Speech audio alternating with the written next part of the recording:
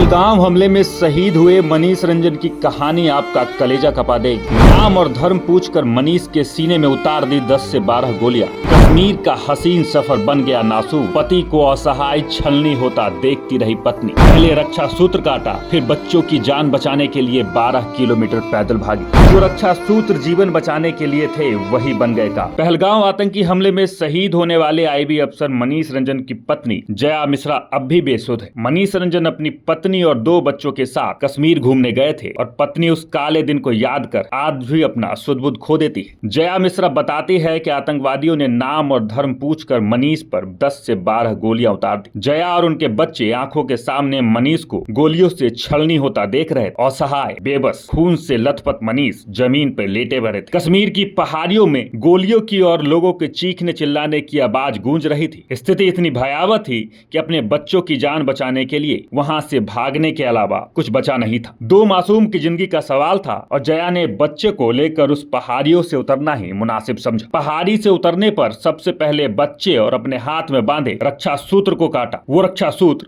जो मुश्किलों से बचाने के लिए थे काल बन गए। आतंकी पहचान न लें इसलिए उसे हटाना ही महफूज लगा और जया को भागने के क्रम में एक स्थानीय महिला मिली तो उसने पहनने के लिए बुर्का मांग लिया। जया ने बताया कि 10 से 12 किलोमीटर तक तो जैसे जिंदगी एक परीक्षा ले रही थी। पहाड़ी और पथरीली सड़क, जिन हसीन वादियों में परिवार खुशियां ढूंढने मनाने आया था वही कश्मीर नासूर की तरह लग रहा था। जया को पता नहीं था कि जाना कहां है, लेकिन पहलगाम से भागने की जरूर ठालनी थी। पहाड़ी के बीच एक नदी मिली तो बेटी को गोदी में बिठाकर किसी तरह नदी पार की और जया के लिए अपने बच्चों के साथ अपनी पति मनीष के साथ गोलियों से छलनी होता देखना भयानक मंजर की तरह था। वो असहाय और बेबस थे। खून से लथपथ मनीष जमीन पर लेटे पड़े थे और कश्मीर की पहाड़ियों में गोलियों की और लोगों के चीखने चिल्लाने की आवाज गूंज रही थी। स्थिति इतनी भयावह थी कि जया को दिल के टुकड़े प्यारे पति को छोड़कर भागने के अलावा कुछ बचा ही नहीं था। 2 मासूम की जिंदगी का सवाल था और जया ने बच्चों को लेकर उस पहाड़ियों से उतरना ही मुनासिब समझा। उस दिन दोपहर में जया ने अपने बच्चों के साथ पहाड़ी से उतरना शुरू कर दिया और बच्चों और अपने हाथ में बांधे रक्षा सूत्र को सबसे पहले काटा। आतंकी पहचान न लिए इसलिए सारे रक्षा सूत्र